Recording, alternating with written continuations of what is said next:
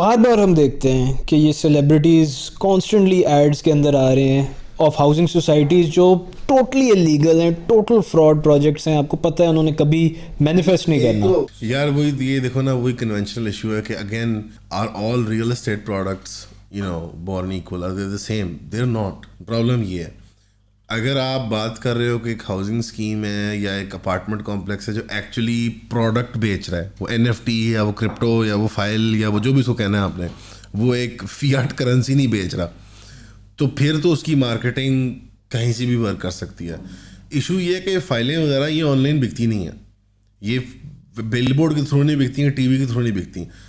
पहली इनकी point of cell होती है कि डील डेवलपर और या मालिक जो भी उस केस में होता है, वो फाइलें बंडल्स बना के पर यूनिट्स बना के कोई कमीशन तय करके वो डीलरों को बेच चुका हुआ होता है। उन डीलरों ने इन्वेस्टरों के सिर पे पैसे उठाए होते हैं, वो माल उठा लेते हैं और फिर आगे वो सबसिक्वेंटली छोटे डीलरों को या स्कूटर टाइप जो डीलर होते हैं, एक पिरामिड के अंदर उनकी, और पिरामिड जिनकी हायरकी बनी हुई है, वो उसके अंदर को आधा रिबेट, एक चौथाई रिबेट काट के अपना मुनाफा रख के वो उनको पकड़ा देते हैं। तो 2-3 हाथ तो ट्रांजैक्शन हो चुकी हुई होती है और गोल यही होता है कि जब मार्केट में वो प्रोडक्ट निकले तो उस पर ऑलरेडी ऑन चढ़ा हो, या वो निकले और ये एक हफ्ते में उस पर ऑन चढ़ गया। वो जो एक वो लाइटनिंग इन अ बॉटल टाइप वो कैप्चर कर रहे होते हैं, मोमेंट वो बना रहे होते हैं।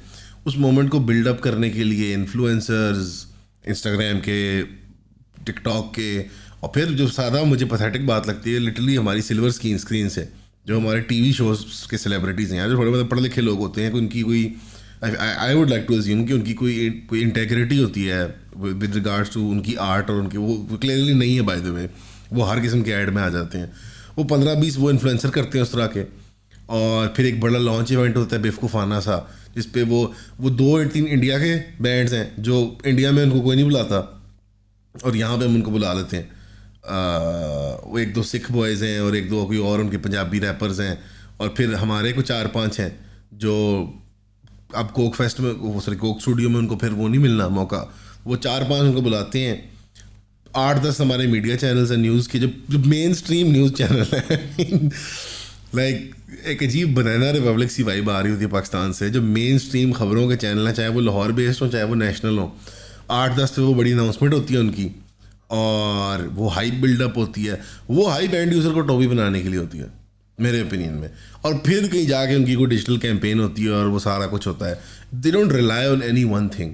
वो उन 15 इन्फ्लुएंसर्स पर रिलाई नहीं कर रहे होते, वो उन 4 अदाकारों पर रिलाई नहीं कर रहे होते जो आके गाने गाते हैं, और वो एक लॉन्च पार्टी होती है, इस पर कोई क्लाइंट नहीं होता या कोई डेवलप, वो सिर्फ डीलर होते हैं और रैंडम लोग आए हुए होते हैं। वो उस प्योरली उस अखबार के या उस न्यूज़ चैनल के इंडोर्समेंट पे नहीं। Isn't it a side question? Is it an endorsement अगर एक न्यूज़ चैनल बताता है कि ये लॉन्च हुई और उनकी वो कॉपीराइट सी वो पढ़ के बताता है कि और ये जो है वो फोकस करेंगे ह्यूमन डेवलपमेंट के ऊपर और बहुत अच्छी फैसिलिटीज, और लाइक वो एक किस्म की आप उनको लेजिटिमेसी नहीं दे रहे होते। देखिए, दिस इज़ लाइक अगर मैं एक लेट्स से कोई कमोडिटी ट्रेडिंग ऐप लॉन्च करता हूँ और वो टोटल फ्रॉड है, यानी कि सबको पता है कि कोई स्पेकुलेटिव हवाई प्रोडक्ट है जो एग्जिस्ट ही नहीं करता कहीं, ठीक है, बस स्पेकुलेशन के ऊपर पैसे बना रहे हैं। अगर मैं एक न्यूज़ चैनल को पैसे देता हूँ और वो न्यूज़ चैनल उस ऐप का अनाउंसमेंट लेट से बस कर देता है कि ऐप मार्केट में आ गई है, नेटिव मार्केटिंग करता है, like which is kind of hidden and subtle, के हम तो बता रहे हैं कि लॉन्च हो गई है, right, which is an ad basically. तो ये गलत बात है। आई थिंक कोई भी नहीं आर्ग्यू कर सकता कि उनकी कोई रिस्पॉन्सिबिलिटी नहीं है इसके अंदर कि वो लोगों को आगाह करें। लाइक हमारे जो इन्फ्लुएंसर्स और एक्टर्स और सेलिब्रिटीज़ हैं, फॉर एग्जांपल, अक्सर ऑब्वियसली एक लिबरल लीनिंग के होते हैं, वो अक्सर फेमिनिज्म की बात करते हैं और औरतों को, अगेन थोड़ी सी पुरानी वाली फेमिनिज्म की बात कर रहा हूँ जहाँ औरतों को ऑब्जेक्टिफाई नहीं करना चाहिए, बट अब तो वो कह रहे हैं कि ऑब्जेक्टिफाई करो बिकॉज वो एम्पावरिंग है औरतों के लिए। मुझे नहीं पता क्या हो रहा है मार्केट के अंदर, लाइक मैं कंफ्यूज हूँ। लेकिन जब वो कम से कम at least narrative on the surface level अभी भी पाकिस्तान में ये है कि औरतों को ऑब्जेक्टिफाई और वो उस तरह कमोडिफाई नहीं करना चाहिए, बट देन फिर वही सेलिब्रिटीज आके फिर वो फेयरनेस क्रीम के ऐड में आ जाते हैं जो लिटरली एक ब्लीचिंग प्रोडक्ट है आपकी स्किन के लिए, और वो वर्क नहीं करता एक हेल्दी और एक लॉन्ग टर्म एतबार से अगर देखा जाए। और regularly in skin care companies को जो खासतौर पे वाइटनिंग प्रोडक्ट्स को रीब्रांडिंग और बड़े बड़े लीगल बैटल्स हैंडल करने पड़ते हैं दुनिया में और लोकली भी। तो आई मीन एक हिपोक्रेसी तो क्रॉस द बोर्ड में देख रहा हूँ कि एक आर्ट को या एक आर्टिस्टिक इंटेग्रिटी को तरजीह नहीं दी जाती. At the end the cash is king. और लाइक पैसे को अगर आप फॉलो करो तो ad revenue is the main bottom line. Like if it अगर फिल्म के लिए you know butts in seats होता ना कि वो कितनी लोग सिनेमा में घुसाए, और बाकी सारी चीज़ों के लिए I think straight up ad revenue है कि कौन से प्रोडक्ट्स उनको स्पॉन्सर करने के लिए तैयार हैं. तो आई थिंक हुकूमत से पहले आज़ादी राय मांगने का, फ्रीडम ऑफ स्पीच मांगने से पहले आई थिंक सवाल ये पूछना चाहिए इनको, क्या इनको इन कंपनियों से ये जो हाउसिंग स्कीमें और ये क्रीमें और ये गंदे गंदे शुगर फिल्ड प्रोडक्ट्स हैं, क्या इनसे इनको आज़ादी राय की इजाज़त मिलती है? यानी पाकिस्तान में डायबिटीज़ एपिडेमिक के बारे में कोई, south Asia is the biggest diabetes like वो हब है दुनिया का अल्हम्दुलिल्लाह. तो लाइक कोई ग्राउंड ब्रेकिंग फिल्म नहीं आई. लाइक जैसा वो डेलस बायर्स क्लब है, वो एड्स एपिडेमिक के बारे में हुकूमत तो कभी भी नहीं रोकेगी.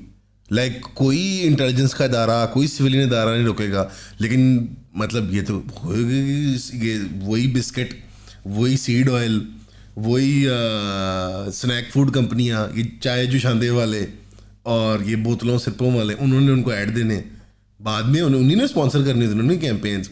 तो आई थिंक जो आइडिया है ना कि एक आर्टिस्टिक इंटेग्रिटी मेंटेन हो रहा है लॉलीवुड के अंदर या हमारी इंडस्ट्री एट लार्ज के अंदर, ये हमारे इन्फ्लुएंसर्स, और वो फिर बिकॉज ये बहुत ट्रस्टेड फेसेस और इमेजेस हैं, ये इंडिविजुअल्स हैं. अच्छा, थोड़ा मैं यहाँ डेविल्स एडवोकेट प्ले करूँगा और मैं कहूँगा कि मिसाल के तौर पे लेट्स से एक एक्टर जो है वो हायर होता है डालडा के ऐड में आने के लिए, और डालडा की ऐड कैंपेन है कि आपके जो दिल की सेहत है, आपकी हार्ट हेल्थ जो है, उसके लिए आप डालडा ऑयल इस्तेमाल करें, सीड ऑयल इस्तेमाल करें. बेसिकली हालांकि जो पता ना आपको इंजन ऑयल और मोबाइल के तौर पर डेवलप हुए थे जंग अज़ीम दूम के बाद. यस, और वन ऑफ द रीजंस के पाकिस्तान की population at the highest risk of Asia, India हमारे भाई भी शामिल हैं, और ये बांग्लादेश वगैरह में हार्ट डिजीज के वो हाईएस्ट रिस्क में, इज बिकॉज हम ये सीड ऑयल्स हमारे खाने में बहुत ज़्यादा यूज़ होते हैं. One of the leading, healthy perceive करते हैं, हम उनको हेल्दी परसीव करते हैं. One of the leading causes of heart disease ये सीड ऑयल्स ही हैं.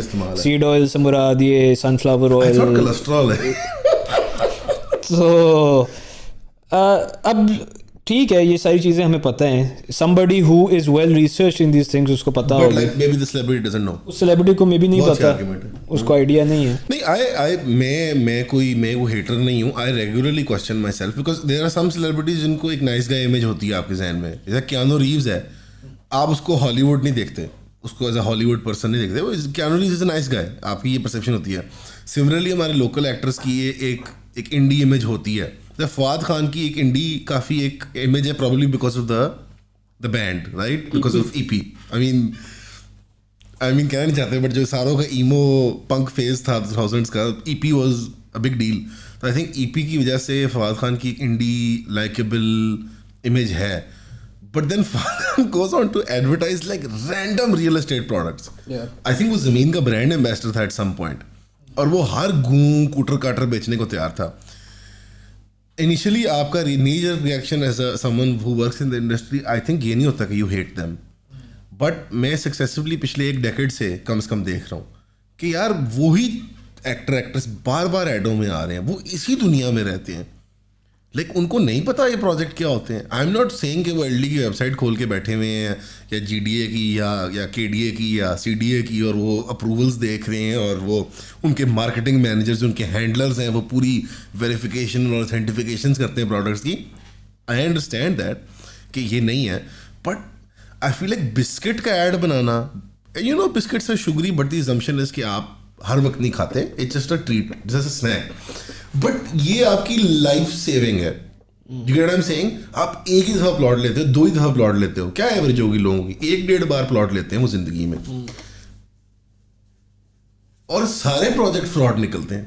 खबरों पे आता है, रेडें होती हैं सरकार की, एफबीआर की, वो नोटिस आते हैं, टैक्स के लोगों को आते हैं, उनके मालिकों को, नैब के वो केसों में आ जाती हैं. सरकार डिमोलिशिंग की वीडियोस लगा रही होती है. और अगेन ड्राइंग रूम टॉक नहीं करते ये लोग. जब ये ड्राइंग रूम टॉक करते होंगे तो वहाँ उनके मामे की और चाचे की और वो कज़न की फाइल फुल फ्रॉड नहीं निकल आती होती. लाइक नहीं होता होगा ये.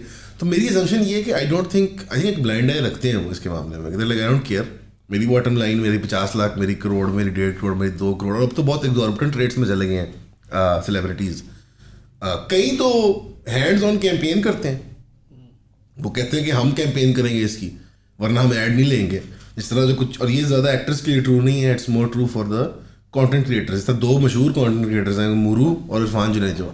Being in the industry real estate की, फॉर सम रीज़न हमें इन्फ्लुएंसर और बहुत ज़्यादा पसंद है अपने ऐडों के लिए।